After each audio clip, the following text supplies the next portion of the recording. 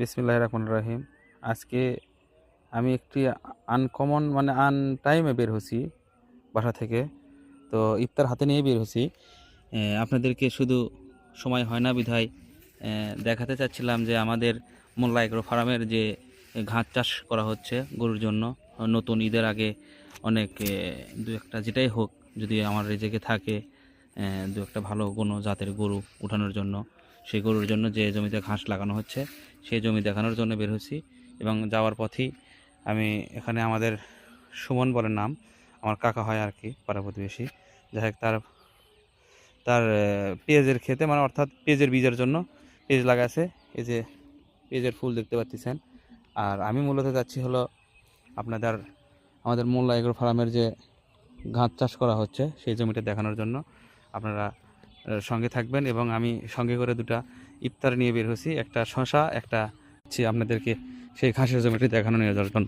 এখন ঠিক ইফতারের মনে হয় কিছু মুহূর্ত বাকি আছে, 5-7 মিনিট। ঠিক এই মুহূর্তে আমি বের হচ্ছি বাসা থেকে।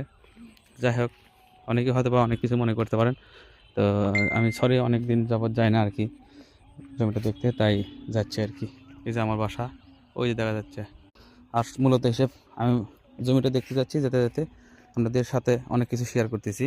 এরা পটল করে কয়, অনেকে চেনেন হয়তো বা, পটলের গাছ একটা লাগানো হয়েছে এখানে।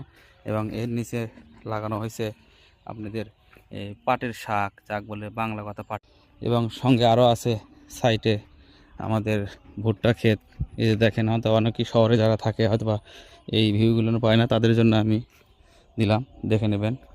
যাই হোক, এই যে পাশে রসুন ক্ষেত, সোজা কথা রসুন ক্ষেত লাগানো হয়েছে এবং মাঝে সলুপ কাজ করে বলে সেটা আছে। এবং আমাদের কাঙ্ক্ষিত যে মোল্লা এগ্রোর যে ঘাস চাষ করা হচ্ছে সেই জমিতে মোটামুটি এসে গেছি।